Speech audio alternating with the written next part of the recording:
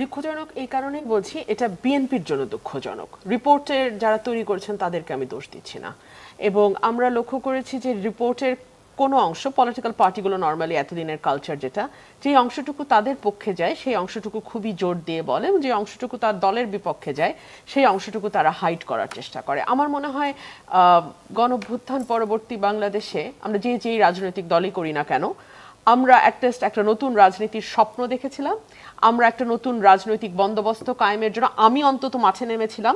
আমি আমার পলিটিক্যাল আইডেন্টিটিকে সরিয়ে রেখে বলছি, এবং আমি সেই মাঠে দাঁড়িয়ে বলেছিলাম যে আমি একজন নাগরিক হিসেবে আজকে এই মাঠে এসেছি। সো আমি রিপোর্টের কোনো অংশকে প্রেইজ করব আর কোনো অংশকে আমি ছুঁড়ে ফেলে দিব, ওই পলিটিক্স আমার মনে হয় পুরনো পলিটিক্স। সো 92% সহিংসতার সঙ্গে বিএনপি জড়িত, এটা বিএনপির জন্য একটা ওয়েক আপ কল।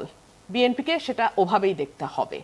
এবং সামনে নির্বাচন, আমরা জানি না আসলে নির্বাচনটি কবে হতে যাচ্ছে, বিকজ ফেব্রুয়ারি থেকে ডিসেম্বর টু জুন, এখানে একটা 6 মাসের লম্বা পিরিয়ড আছে। এই পিরিয়ডের মধ্যে কোন মাসে নির্বাচন হবে জানি না, এবং যতই দিন যাচ্ছে এই ধরনের রিপোর্ট কিন্তু আরো বিভিন্ন জায়গা থেকে আসবে। ঘোষণা আসতে পারে বলে আমরা শুনছি। ওয়েল, সেটাও পারসেপশন আমাদের, আমরা জানি না ঘোষণা আসবে কিনা, আসলে তো দেখা যাক সেটা। বরং আজকে আমরা একটা স্ট্যাটাস দেখলাম একজন ইনফ্লুয়েন্সিয়াল উপদেষ্টার, যে 1-11 পদধ্বনি শোনা যাচ্ছে। সো তারপরে যদি কালকে আমরা নির্বাচনের একটি তারিখ পাই, সেই নির্বাচনটি আদৌ সেই তারিখ মতো হতে পারবে কিনা, হতে দেয়া হবে কিনা, ইত্যাদি ইত্যাদি অনেক প্রশ্ন। আমরা ওইটা একপাশে সরিয়ে রাখি আলোচনা, ওটা আমরা করব পরে।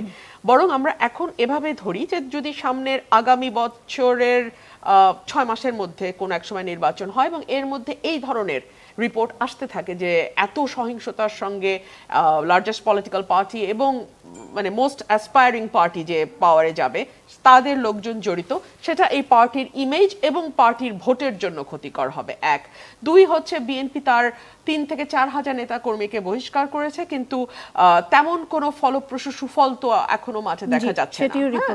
সেটিও রিপোর্টে বলা হয়েছে। আপনি বলার আগে সেজন্য আমি বললাম যে জানি এই কথাগুলো আসবে।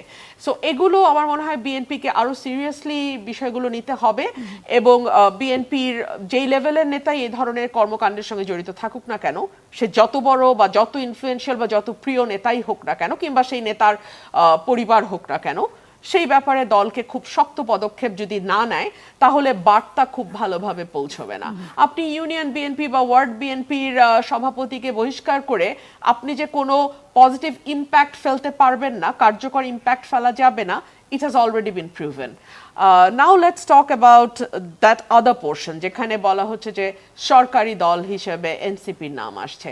আমার মনে হয় যে কথাটা আমরা এত ভেগলি না বলে আমরা যদি একটু ক্রোনোলজিক্যালি দেখি যে কেন এই পারসেপশনটা তৈরি হয়েছে। পারসেপশনটা তৈরি হয়েছে তার অনেকগুলো কারণ আছে, এবং perception is very important in politics. আপনি ব্যক্তিগত জীবনে সাধু হতে পারেন, কিন্তু পারসেপশন যদি থাকে যে আপনি আপাদমস্তক একজন লুটেরা, তাহলে পলিটিক্সের মাঠে আপনার টিকে থাকা মুশকিল হবে। আমি একটা ব্যক্তির কথা বলছি, মানে একজন ব্যক্তি হিসেবে বলছি, বাট এটা একই ক্ষেত্রে দল, গোষ্ঠী, সমর্থক সকলের ক্ষেত্রেই প্রযোজ্য হয়। সো পারসেপশনকে আপনি উড়িয়ে দিতে পারেন না, পারসেপশন ভীষণ গুরুত্বপূর্ণ পলিটিক্সে। কেন এই পারসেপশনটা তৈরি হলো এই কারণেই, যখন আমরা দেখলাম যে ডক্টর মোহাম্মদ ইউনূস দেশের বাইরের গণমাধ্যমকে বললেন, আমি ছাত্রদেরকে বলেছি দল করার, না হলে এই 24-এর অভ্যুত্থানের স্পিরিট নষ্ট হয়ে যেতে পারে, সো বেহাত হয়ে যেতে পারে। এইটা বলার মাধ্যমে উনি একটি দলকে বা একটি গোষ্ঠীকে ওন করলেন, কিন্তু এই যে গণমানুষের অভ্যুত্থান, যে অভ্যুত্থানের খুব ছোট একটা অংশে আমি দাঁড়িয়ে আছি, খুবই ছোট একটা অংশে কামাল ভাই দাঁড়িয়ে আছেন, খুবই ছোট একটা অংশে দোলা আপনি দাঁড়িয়ে আছেন, যার যার রাস্তা থেকে শেষে এই অভ্যুত্থানটা তৈরির জন্য, প্রেক্ষাপট তৈরির জন্য এবং মাঠে থেকে যে যখন যেভাবে পেরেছি আমরা কাজ করেছি, আমাদেরকে আদার্স করে দেয়া হলো। 2 হচ্ছে, যখন আমরা দেখলাম যে নাহিদ মন্ত্রিসভা থেকে পদত্যাগ করার পরে উনি একটি দলের দায়িত্ব নিলেন, এবং তাকে গুড বাই বলার সময় প্রেস সচিব একেবারে দরজা পর্যন্ত এগিয়ে দিয়ে বললেন আমরা ভবিষ্যৎ প্রধানমন্ত্রী হিসেবে তাকে দেখতে চাই, তখনই বোঝা গেল যে কতটুকু টান এবং ভালোবাসায় দলটির প্রতি প্রধান উপদেষ্টার আছে বা প্রধান উপদেষ্টার ক্যাবিনেটের আছে। 3 হচ্ছে, যখন প্রধান উপদেষ্টা মনের দুঃখে কিংবা যে কোনো কারণেই হোক পদত্যাগের মতন কঠিন সিদ্ধান্ত নেওয়ার জন্য মনস্থির করলেন, বা বিষয়টি আলোচনার করা যেতে পারে বলে তিনি মনে করলেন, তিনি কিন্তু সকল রাজনৈতিক দলকে ডাকলেন না, ডেকে বললেন না যে আপনাদের এই এই এই এই এই এই অসহযোগিতার জন্য আমার মনে হচ্ছে যে আমি আমার ডিউটি ঠিক মতো পালন করতে পারছি না, সো আই ওয়ান্ট টু সেটি গেট এই আউট কারণে অফ হতে ইট। পারে যে তিনি তো বলেছেন যে তার নিয়োগকর্তা হচ্ছেন ছাত্ররা। অ্যাবসলিউটলি। তো তাহলে তো ওই দেখেন ওই হোল স্কোয়ারই আমরা যাচ্ছি, ব্যাক টু দ্যাট ইয়ে। আরেকটা একটু আমরা সচিবালয় ঘিরে সমন্বয়কদের দেখতে পাচ্ছি, আমরা দেখতে পাচ্ছি একজন উপদেষ্টা যিনি ছাত্র প্রতিনিধি হিসেবে আছেন, তার এলাকায় নানান রকম নৃশংস কর্মকাণ্ডের অভিযোগ উঠছে। আমি একজন আইনজীবী হিসেবে তাকে দোষী বলছি না, আমি বলছি অভিযোগ উঠছে। এই অভিযোগের কোন রকম কোন তদন্ত, কোন রকম কোন জবাবদিহিতার মধ্যে তাকে আনা এখন পর্যন্ত আমরা সেটা দেখি তিনি নাই। এখনো অফিশিয়ালি এনসিপির কেউ নন, না, কেউ নন, কিন্তু তিনি ছাত্র প্রতিনিধি এবং ছাত্র প্রতিনিধিদের প্ল্যাটফর্মটাই হচ্ছে এনসিপি, তাই না? জি। সো এটা পারসেপশন তৈরি করে। আমরা লিগালি অনেক সূক্ষ্ম আর্গুমেন্টে যেতে পারবো, আমি ওখানে না, আমি ওখানে আছি। আলাউদ্দিন মাহমুদ বলছিলেন যে কোনো লাভ নাই। আসিফ মাহমুদ বিএনপিতে যেতে পারেন এরকম একটি পারসেপশন এবং নাকি আছে। ডিসিএসপি দেরকে আমরা দেখেছি সরকারি নির্দেশে সহায়তা করতে, তাদের ইনঅগারেশন সেরেমনিটা যাতে তারা খুবই জাঁকজমকপূর্ণ ভাবে করতে পারে, লোক সমাগম যাতে হয়, পাবলিক ট্রান্সপোর্ট তারা অ্যারেঞ্জ করে সরকারি ভাবে, এগুলো আমরা দেখেছি। জি। ভয় দেখানোর একটি কথা বলা হচ্ছিল যে ১/১১ কথা যেটি আসছিল সেটিতে জনাব মাসুদ কামাল বলছিলেন যে এক ধরনের জুজুর ভয় দেখানো হচ্ছে।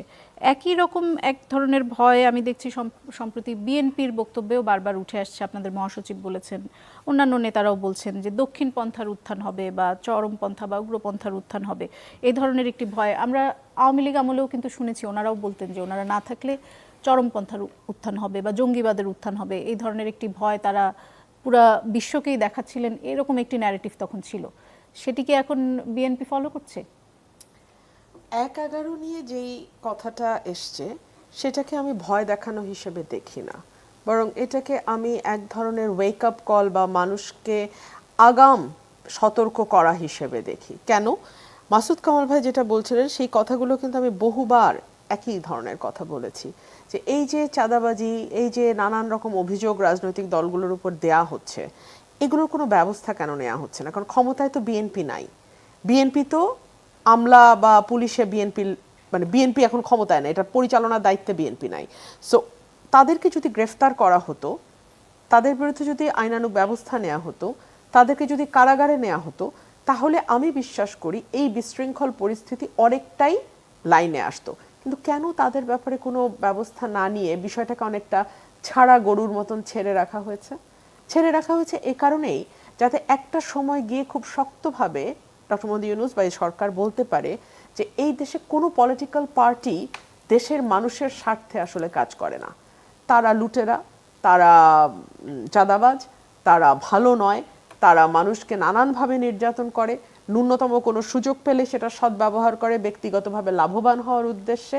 সুতরাং এই যে যেই নেগেটিভ প্রচারণাগুলো, সেটা না দলগুলোর বিরুদ্ধে একটা অর্কেস্ট্রেটেড ক্যাম্পেইনের মতো কাজ করবে। আপনি চিন্তা করে দেখুন তো, এই যে 1 বছরে আমরা কিন্তু ক্রমাগত এই ধরনের কথা, এই ধরনের অভিযোগ আমরা বিএনপির ব্যাপারে শুনে এসেছি, এবং আমরা লক্ষ্য করেছি যে এত কথা, এত অভিযোগ, এত কিছু, কিন্তু সরকারের তরফ থেকে আইনগত যে ব্যবস্থা নেওয়া, সেখানে আমরা তেমন কোনো অগ্রগতি দেখি না, এবং সে কারণে একটার পর একটা ঘটনা ঘটতে পারে বা ঘটতে দেয়া হয়। সো এটাই কিন্তু বিরাজনীতিকরণের প্রথম ধাপ, যে সবাই খারাপ, পলিটিশিয়ান মানেই খারাপ। ধরুন ডক্টর মোহাম্মদ ইউনূস কত অবলীলায় বলে ফেলেন যে এই দেশের মানুষকে টাকা দিয়েই এই দেশের মানুষের কাছ থেকে ভোট কিনে ফেলা যায়। ওই দেশের মানুষ সম্পর্কে ওনার ধারণা কি, ওনার এইটুকু বক্তব্যই তো সেটা খুব পরিষ্কার হয়ে যায়। দেখুন, এই দেশের মানুষকে যদি টাকা দিয়ে কেনা যেত, ভোট কেনা যেত, তাহলে আর শেখ হাসিনাকে ভোট কেন্দ্রে হাহাকার করতে হতো না 14, 18 বা 24 সালে। কারণ মানুষ বুঝেছিল যে এই ভোট দেওয়া না দেওয়ার মধ্যে কোনো ডিফারেন্স নাই। সো টাকা আওয়ামী লীগের হাতে কম ছিল না, তারা যদি ভোটার কে টাকা দিয়ে আনা যেত, তাহলে সেই ব্যাপারে কোনো কার্পণ্য আওয়ামী লীগের করবার কথা নয়। সো বাংলাদেশের মানুষের ভোট টাকা দিয়ে কেনা যায়, এরকম বিশ্বাস যিনি লালন করেন, তিনি তো বাংলাদেশের মানুষকে তাদের ক্ষমতা তাদের হাতে দেয়া কিংবা বাংলাদেশের রাজনীতিবিদদের হাতে রাজনীতির ভারটা ছেড়ে দেয়া, তিনি নিরাপদ বোধ করবে না, সেটাই স্বাভাবিক। এবং তার পিছনে আপনি যেটা বলছিলেন যে পশ্চিমা শক্তির তো ডেফিনেটলি একটা বড়, আমি বলছিলাম না যারা মাসুদ হ্যাঁ ডেফিনেটলি তাদের একটা বড় প্রভাব তো তার উপরে আছে। এবং আপনি যদি উপদেষ্টা পরিষদটা লক্ষ্য করেন, এই উপদেষ্টা পরিষদ এত মেজারেবলি ফেল করলো কেন, এটা কিন্তু আমি চিন্তা করেছি অ্যাটলিস্ট যে কেন।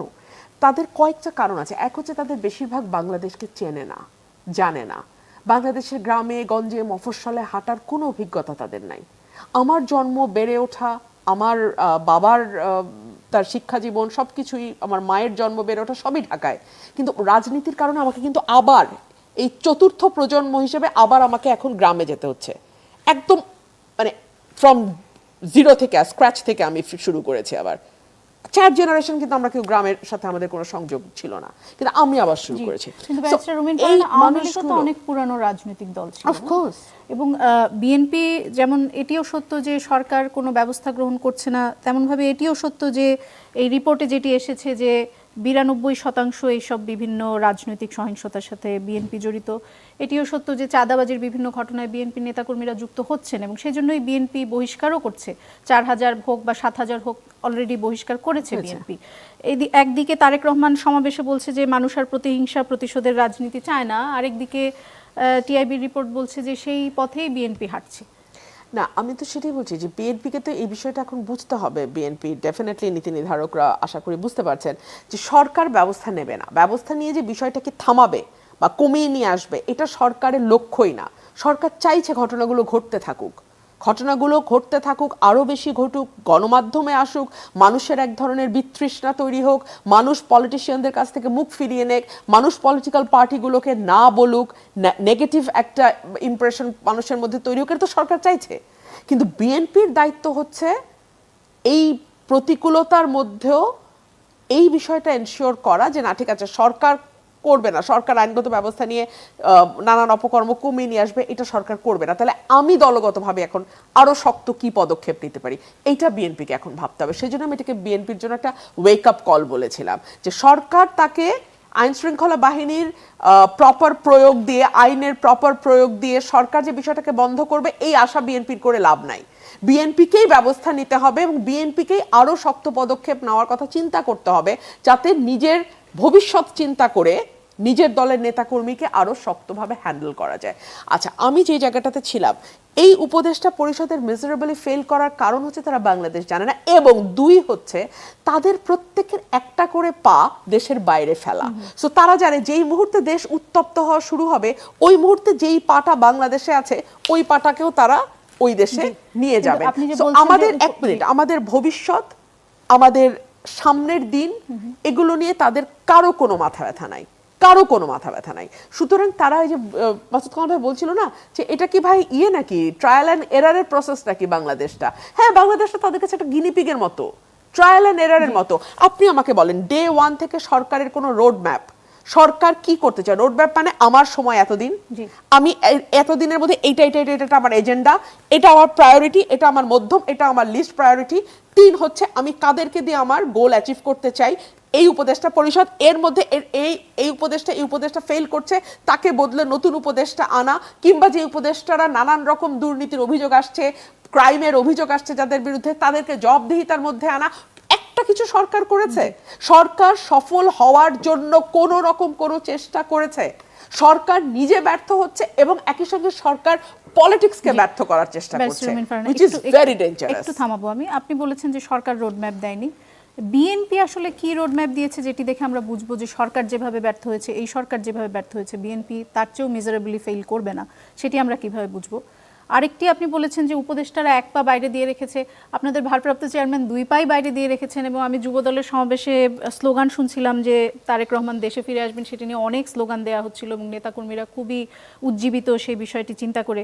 কিন্তু এখনো তো তিনি ইউকেতে আছেন এবং এখনো আমরা তার আসার কোনো রকমের লক্ষণ দেখতে পাচ্ছি না। দুটো প্রশ্ন। প্রথম প্রশ্নের উত্তর হচ্ছে বিএনপি ক্ষমতায় গেলে কি কি করবে সেটা অলরেডি বিএনপি বহুবার বলেছে। আচ্ছা, সেই কেতাবি কথা বাদ দিলাম, 31 পয়েন্টস বাদ দিলাম। আপনি লক্ষ্য করে দেখবেন বিএনপির ভারপ্রাপ্ত চেয়ারম্যান, ছাত্র দলের সমাবেশ ছিল গতকাল, আজকে যুব দলের ছিল, দুটোতেই কিন্তু তিনি খুবই দিক নির্দেশনামূলক কথা বলেছেন যে এখন কথা না, এখন কাজের সময়, এবং কি কি কাজ উনি করতে চান, শিক্ষাক্ষেত্রে কি কি পরিবর্তন আনতে চান, বাচ্চাদের কর্মসংস্থান তৈরির জন্য কি কি করতে চান, সেই কর্মসংস্থানে তারা যেন দক্ষ জনশক্তি হিসেবে দেশের বাইরে কাজ করতে পারে সেটার জন্য তিনি কি কি করতে চান, ইত্যাদি ইত্যাদি ডিটেল বর্ণনা তিনি দিয়েছেন। এবং নির্বাচন যখন আসবে তখন কিন্তু প্রতিটি দল তাদের যার প্রতিশ্রুতি জনগণকে জানাবে, এবং তখনই আরো বেশি পরিষ্কার হবে কোন দল ক্ষমতায় গেলে কি করবে, এবং মানুষের কাছে যেহেতু তার একটা লিখিত ইশতেহার থাকবে সামনে যে এই দল, এনসিপি ফর এক্সাম্পল গেলে এটা করবে, বিএনপি গেলে এটা করবে, জামাত গেলে এটা করবে। সো যেই দলটাই ক্ষমতায় যাক না কেন, বিএনপি যাক আর যেই যাক, তারা ওই ইশতেহার অনুযায়ী কাজ করছে কিনা, তারা তাদের মানুষকে দেয়া প্রতিশ্রুতি রক্ষা করছে কি করছে না, সেটা কিন্তু মানুষের কাছে খুব পরিষ্কারভাবে থাকবে। আর ওই ইশতেহারটা দেখে যদি মানুষ মনে করে, মেজরিটি মনে করে বিএনপিকে ভোট দেবে, বিএনপি ক্ষমতায় যাবে। তারপরে যদি বিএনপি সেটা বাস্তবায়ন করতে না পারে, সেটার মাসুল ভোটের মাধ্যমেই বিএনপিকে দিতে হবে। সো এটা, এইসব ছক খুব পরিষ্কার। রাজনীতির ছকের মধ্যে কিন্তু কোনো গোলমাল নাই। গোলমাল হয় এই ধরনের অস্পষ্ট সরকারকে ঘিরে। আর জনাব তারেক রহমানের ফিরবার ব্যাপারে যে কথাটা আপনি প্রশ্ন করেছেন, আমি যদি পাল্টা প্রশ্ন করি, সরকার তার নিরাপত্তা ততটুকু এনশিওর করতে পারছে না কেন যে তিনি দেশে ফিরে আসবেন? তিনি কি দেশে ফিরে আসতে চান না? তিনি কি দেখেন না যে বাংলাদেশে তার জনসমর্থন কতটুকু? এবং এত ঝড় ঝঞ্ঝার মধ্যেও যেই পরিবারের নেতৃত্ব বাংলাদেশের মানুষের হাত ছাড়ে নাই, ৭৭ বছর বয়সে ১৫০ বছরের পুরানো সলিটারি কনফাইনমেন্টের মধ্যে যিনি গেছেন, সেই পরিবার দেশের বাইরে চলে যাবে, এই হিস্ট্রি কিন্তু নাই। বেগম খালেদা জিয়া খুব পরিষ্কার বলেছিলেন যে বাংলাদেশ ছাড়া আমার পৃথিবীর আর কোথাও যাওয়ার কোনো জায়গা নাই, এবং একই কথা তার সন্তানদের ক্ষেত্রেও প্রযোজ্য। কিন্তু তারেক রহমান কি সেটি সেভাবে বলতে পারবেন? যে দেশে তিনি নিরাপদ বোধ করছেন না, সেই দেশে তিনি উনি বোধ করছেন না, ওনাকে নিরাপদ বোধ করতে দেওয়া হচ্ছে না, নিরাপত্তা দেওয়া হচ্ছে না। আমি যদি পাল্টা এভাবে বলি, ওনার মামলাগুলো কিন্তু সব ওঠে নাই, ওনার মামলাগুলো কিন্তু এখনো বাকি আছে, ওনার মামলা সব ওঠে নাই।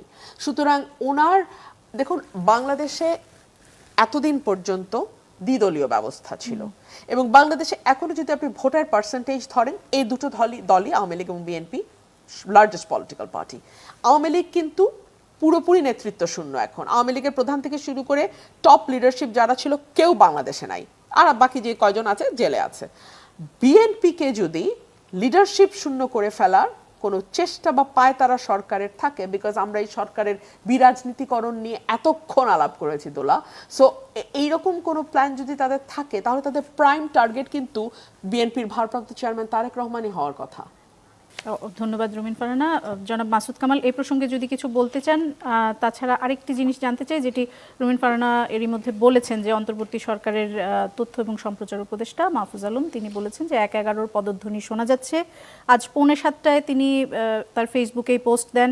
এর কিছুক্ষণ পরে তিনি পোস্টটি এডিট করেন, সেখানে লিখেন যে ১/১১ পদধ্বনি শোনা যাচ্ছে, তবে জুলাই জয়ী হবে, জনগণের লড়াই পরাজিত হবে না। এদিকে বিএনপির সালাউদ্দিন আহমেদ মন্তব্য করেছিলেন যে ১/১১ নিয়ে উপদেষ্টা মাহফুজ যে পোস্ট দিয়েছে তা হয়তো ঘণ্টাখানেক পরে আবার তিনি ডিলিটও করবেন, এবং তিনি সত্যি সত্যি ডিলিট করেছেন। আপনি কি এরকম কোনো পদধ্বনি শুনতে পাচ্ছেন কিনা? এবং এই প্রসঙ্গ নিয়ে সাম্প্রতিক সময় আমরা আরও কথা শুনছি যে ষড়যন্ত্র হচ্ছে। প্রথমত সালাউদ্দিন সাহেব একটু ভুল করছেন, ঘণ্টাখানেক পরে না, 3 ঘন্টা পরে সে ডিলিট করছে। সেই অনেক সাহস তার অনেকক্ষণ ছিল। বিষয়টা কি জানেন, আসলে সরকার, আমি কিন্তু মাহফুজ আলমকে বিচ্ছিন্ন কোনো ব্যক্তি ভাবি না, উনি হলেন পার্ট অফ গভর্নমেন্ট। সরকার আসলে মানুষকে ভয় দেখাচ্ছে, আর কিছু না। এটা সরকার মানুষকে একটা ভয় দেখাচ্ছে যে 1/11 কিন্তু আসলো বলে কাজে আমাদেরকে তোমরা সাপোর্ট দাও, আমাদের টিকে থাকতে হবে, এই হলো মূল বক্তব্যটা। এবং এই ভয়টা নানাভাবে, আকারে ইঙ্গিতে, পোস্ট দিয়ে, আবার সেটাকে তুলে দিয়ে, এটাও কিন্তু দেখেন উনি তুলে দিয়েছে, কিছু যায় আসে না। কিন্তু উনি কি ভাবছেন সেটা তো উনি প্রকাশ করেছেন। উনি আধা ঘন্টা পর তুলে দিলেন কি দিলেন না, এটা কিন্তু ইম্যাটেরিয়াল। উনি কি ভাবছেন সেটা প্রকাশ হয়ে গেছে। কিন্তু আমি অনেক কিছুই চাই, কিন্তু সামাজিক ভয়ে আমি হয়তো বলি না, করি না। কিন্তু কাজে আমি কি করি না এটা ইম্পর্টেন্ট না, আমার নিয়তটা হলো ইম্পর্টেন্ট, আমার মনের মধ্যে কি চলছে সেটা হলো ইম্পর্টেন্ট। ওই যে প্রধান উপদেষ্টা একবার সবার কাছে চান্দা চাইছিল না, আন্দা দেন, ওটা হলো ইম্পর্টেন্ট, তার মনে ওটা চলে। তার মনে হলো এনজিও কোম্পানি, এটা হলো এনজিও মানসিকতা। মানুষের কাছ থেকে নেব, কত নেওয়া যায়, একটা ইস্যু দেখে কত নেওয়া যায়, এগুলো এনজিও মানসিকতা। উনি হয়তো বললেন যে আমি করি নাই। হ্যাঁ, আপনি করেন নাই, আপনার লোক তো করছে। কোন লোকটা করছে তাকে আইডেন্টিফাই করছেন, তাকে বের করে দিয়েছেন, তার প্রতি কোনো অ্যাকশন নিয়েছেন? নেন নাই তো, তার মানে আপনি করছেন। তো এগুলো হলো মানসিকতা। ওনাদের একটা মেন্টালিটি হলো মানুষকে ভয় দেখাও। এই কিন্তু 111 আসলো, অতএব আমি তোমার জন্য বিকল্পহীন একটা ব্যক্তি যাকে তোমার ক্ষমতায় রাখতে হবে। আর যে আলোচনাগুলো হচ্ছিল এখানে, টিআইবির কথা, এই যে আপনার কিংস পার্টি, তারপর আপনার বিএনপির এই যে মারামারি, অমুক আদাবাজি, এগুলিও কিন্তু আমি এই জন্য আমি দায়ী করি, কিন্তু আমি এনসিপিকেও দায়ী করি না, আমি বিএনপিকেও দায়ী করি না, আমি দায়ী করি সরকারকে। সরকার সুকৌশলে দেখেন আমি কি কত বড় ক্ষতিটা করছে এই দেশের। মানে এনসিপিদের ভুল একটাই, এনসিপি মানে স্টুডেন্টদের ভুল একটাই, সেই ভুলটা হলো ডক্টর ইউনূসের মতো একজন ভুল ব্যক্তিকে পছন্দ করছে না। এই লোকটা এনসিপিকে শেষ করে দিছে। এনসিপি জানেও না কেমন করে তারা শেষ করে দিল। তারা বিশ্বাস করছে এই লোকটার উপর, সে শেষ করে দিছে, এই স্টুডেন্টদেরকে শেষ করে দিছে। রিয়াদের একটা বক্তব্য আমি পড়লাম, সে ইয়াকে বলছে, জাজকে বলছে যে আমি গরিবের সন্তান, টাকা দেখে মাথা খারাপ হয়ে গেছিল। যদি ধনীর সন্তান হয়, ধরেন আমি ধনীর সন্তান, অথবা ধরেন ও ধনীর সন্তান, তো ওর ধনী পিতা কি ওরা লাখ লাখ টাকা দেয় প্রতিদিন? দেয় না। কিন্তু ধনী লোকও তার সন্তানের কাছে 1000 টাকা দিলে হিসাব নেয়, টাকাটা কই খরচ করছো, কারণ তার সন্তানকে সে বখে যেতে দিতে চায় না। ও যখন হাতে এতগুলো টাকা পেয়ে যায়, মাথা খারাপ হবেই রে ভাই, মাথা খারাপ হবে। এবং এই কাজটা কে করছে? এই সরকার করছে। এই সরকার তাদের উপর একটা মানে আপনার এই যে কিংস পার্টি, এটা সরকার চাপা দিয়েছে, এই সরকার প্রধান চাপা দিয়েছে। আমি ওদের দোষ দিই না তো, বিশ্বাস করেন, আমি ওদের দোষ, ওদের না মায়া লাগে। এই গভর্নমেন্ট কি করলো এই কাজটা? ওরা কি চাইছে আমাকে ওই এসিবিতে উঠাই দাও? ওরা কি বলছে আমার হয়ে তোমরা গুলি করো? ওরা বলছে? সমস্ত দায় চাপছে ওদের উপর। যেখানে তারা পুলিশ প্রহরা পায় নাই, এর আগে এনসিপি বিভিন্ন জায়গায় যায় নাই, মিটিং করে নাই, মিটিং তো করছে। দরকারটা কি তাদের ছিল? এগুলি সরকার করছে। কেন করেছে সেটা বিএনপি যে বলছে কেন করেছে, এবং সরকারের সব বিষয়ে আপনি কি অতিমাত্রায়, আমি এর আগেও আরেকটি প্রোগ্রামে আপনাকে প্রশ্ন করেছিলাম যে ওরকম যত দোষ নন্দ ঘোষ, এরকম যত দোষ আপনি সরকারের ঘাড়ে ইদানিং চাপিয়ে দিচ্ছেন কিনা, এবং সেই ন্যারেটিভ কোনোভাবে কি আওয়ামী লীগকে সহায়তা করছে কিনা, সেই প্রসঙ্গে আমরা আসবো একটা বিরতি থেকে ফিরে এসে। দর্শক, একটা বিরতিতে যাচ্ছি, ফিরছি কিছুক্ষণ পর, সাথে থাকুন। দর্শক, ইস্পাহানি মির্জাপুর চা মুক্তবাক অনুষ্ঠানে আবারও ফিরে এলাম। বিরতির আগে কথা হচ্ছিল জনাব মাসুদ কামাল আপনার সাথে, এবং আপনি বলছিলেন যে এনসিপি যে একটি কিংস পার্টি হিসেবে আবির্ভূত হয়েছে বা তাদেরকে বলা হচ্ছে, এটির দায় আপনি আসলে তাদেরকে যতটা দিবেন তার চেয়ে অনেক বেশি দিতে চান সরকারকে, ডক্টর মোহাম্মদ ইউনূসকে। এবং আমি আপনাকে বলছিলাম যে আপনি খুব অনেক ক্রিটিক্যাল সরকারের ব্যাপারে, আমরা দেখি সবসময়ই।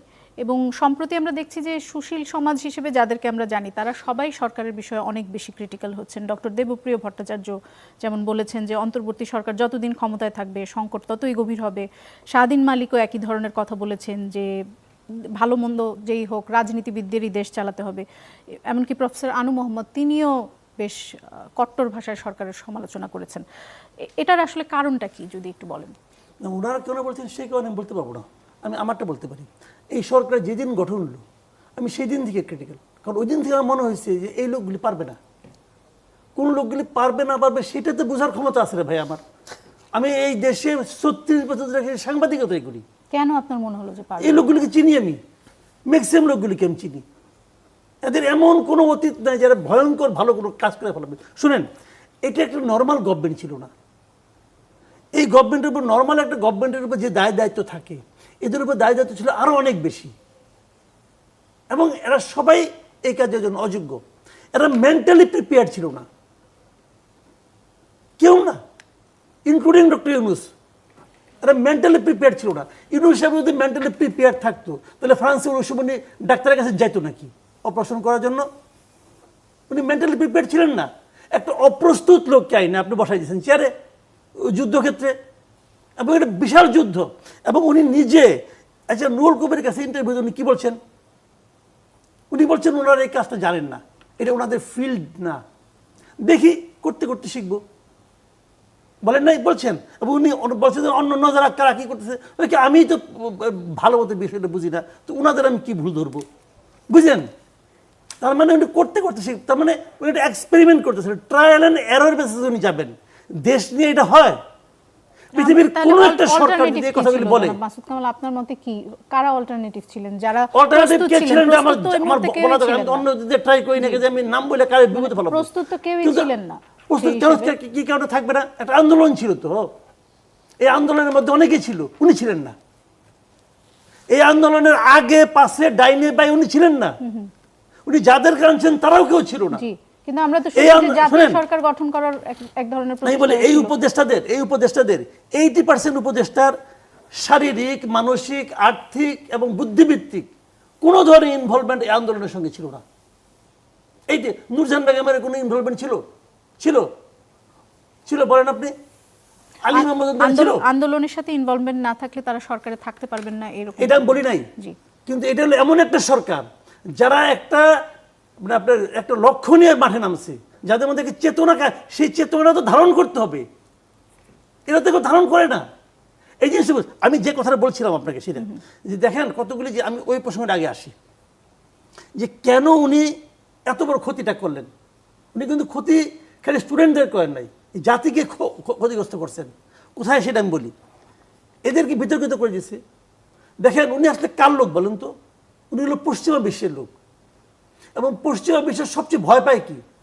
তারা ভয় পায় ইয়াং জেনারেশনের আপরাইজিংকে। মনে নাই ফিলিস্তিনিদের পক্ষে যাওয়ার জন্য আমেরিকাতে এই স্টুডেন্টদের কি করছে তারা? কামাল, এখানে যদি আমি একটু থামাই আপনাকে, এই যে আপনি বললেন যে উনি হচ্ছেন পশ্চিমা বিশ্বের লোক, সেটি কি একটা কারণ ছিল যে ওনাকে এই পদে তখন বসানো হয়েছিল? কারণ তখন সবাই ভয় পেয়েছিলেন যে আওয়ামী লীগের পতনের পরে যে পশ্চিমা চাপ আসবে সেটি সামলাতে উনি পারবেন না। না না তা না, আমি ওই প্রসঙ্গটা পরে আসতেছি, আগে এটা আমি শেষ করি, এই ধারাবাহিকতা আমি শেষ করি। উনি কিন্তু ওই কাজটাই করছেন যে ইয়াং জেনারেশন যেন আগামীতে কোনো আন্দোলন করতে না পারে, এই কাজটা শেষ করে দিছে। ইয়াং জেনারেশনকে, এই ছাত্রদেরকে এমন একটা জায়গায় উনি পৌঁছে দিছে, এরা যদি আগামীতে কোনো আন্দোলনের জন্য ডাক দেয়, কেউ আসবে না, আসবে না। কারণ বলবো তোমরা তো এগুলি করো, তোমরা তো এগুলি করছো। দেখেন রিয়াদের যে এনসিপির কথা বলছেন নাকি সব তরুণ, সামগ্রিকভাবে তরুণ প্রজন্মের কথা বলছেন? উনি তরুণ প্রজন্মকে নষ্ট করেছেন। আমি আরেকটা এক্সাম্পল, দেখেন এই গভর্নমেন্ট ক্ষমতা নেওয়ার পরে প্রথমে আমি বলছিলাম, তখন আমি মনে করতাম যে ইউনুসের মধ্যে একটা মানে শুভ ইচ্ছা আছে, আকাঙ্ক্ষা আছে। তখন আমি বলছিলাম আপনি 2 জন স্টুডেন্টকে আপনার উপদেষ্টা পরিষদে নিয়ে ভুল করছেন। অনেকে মনে করছে যে আমি বোধহয় তাদের যোগ্যতা এবং মেধা নিয়ে প্রশ্ন করছি। না, তা করি নাই। কিন্তু আমি যেটা করছি সেটা হলো এটা করার মাধ্যমে সারা দেশের যে ঐক্যবদ্ধ তরুণ সমাজ ছিল, এদের ঐক্যটাকে উনি নষ্ট করে দিয়েছেন। অনেককে বলতে শুনছে, আমাকে বলছে এই যে ওদেরকে কিভাবে নির্বাচন করলো, কোন যোগ্যতায় নির্বাচন করলো, আমি নই কেন? এই প্রশ্নটা অনেকের মনে ছিল। কেন আপনি ঢাকা ইউনিভার্সিটি থেকে 2টা স্টুডেন্ট কিনলেন? ঢাকা ইউনিভার্সিটিকে সবচেয়ে বেশি ওদেরকে একটা স্টুডেন্ট মারা গেছে, ঢাকা ইউনিভার্সিটি কেউ মারা যায় নাই। পাবলিক ইউনিভার্সিটি আপনি কেন নিলেন না? প্রাইভেট ইউনিভার্সিটি কেন নিলেন না? কোনো যুক্তি নেই। এই সমস্ত প্রশ্ন উঠবে এটা উনি জানেন, জেনে এই কাজটা করছেন, ঐক্যটাকে ভেঙে দিয়েছেন। ভেঙে দেওয়ার ফলে কি হয়েছে? কেউ মন্ত্রী হয়েছে, অন্যরা যারা মন্ত্রী হতে পারে নাই তারা বলতে আমি মন্ত্রণালয়ে যাই, যে আমি তদবির করি। কেউ ভাবছে মন্ত্রণালয়ের মধ্যে যাওয়ার সুযোগ নাই, আমি আমার এলাকায় থাকি, এখানে আমি এই কাজগুলি করি, তদবির করি। শুরু হয়ে গেছে। যারা তদবির করতে পারছে তারা টাকা পাইছে, যারা করতে পারে নাই তারা আবার নিজেদের মধ্যে এক ধরনের ঈর্ষা কাজ করছে, যে আমি তো সমন্বয় হইতে পারলাম না, হইলে তো আমি এগুলি পারতাম। তো এই যে বিষয়গুলো পুরা জিনিসটাকে তছনছ করে দিচ্ছে। যদি উনি না দিতেন, না নিয়ে বলতেন তোমরা সমন্বয় একটা মিলে একটা কমিটি বানাও, তোমরা জনগণের পালসকে ফিল করবা, করে আমাদেরকে জানাবা, এবং আমরা সেটা যদি বাস্তবায়ন না করতে পারি আমাদেরকে চাপ দিবা, তোমাদের সঙ্গে আমরা প্রতি মাসে 2 বার করে বসবো, তাহলে হতো একটা জিনিস। সেই কাজটা করে নাই। তাদেরকে নিয়ে একজনকে একটা মন্ত্রণালয়ে আপনি বলছেন যে সরকারে ছাত্রদের প্রতিনিধি নেওয়াটা একটি ভুল সিদ্ধান্ত ছিল। একদম শুরু থেকে বলতেছি। ওইটা করে কিন্তু আমরা পুরো দেশের ছাত্র ঐক্যটাকে তারা একদম ধ্বংস করে দিয়েছে। এই ছাত্ররা হতে পারতো। সেটা কি ডক্টর মোহাম্মদ ইউনূসের সিদ্ধান্ত ছিল? অবশ্যই। উনি বুদ্ধিমান লোক, বুঝবেন না, আপনারা কাইটা চলে যাবো, আপনি বুঝবেন না। এই ভুলকে যদি এটা ধরে নেই যে এটি ওনারই সিদ্ধান্ত ছিল, এটি কি উনি না বুঝে করেছেন নাকি বুঝে করেছেন? আমি তখন মনে করেছিলাম না বুঝে করছেন। এখন ওনার কর্মকাণ্ড থেকে বুঝি উনি খুবই যে বলে না ম্যাটিকুলাস ডিজাইন করছে, এটা ওনার মেটিকুলাস সেটা উনি কেন করবেন জনাব মাসুদ? এটা কেন করবেন ওনাকে জিজ্ঞেস করেন, আমি কেমন করবো?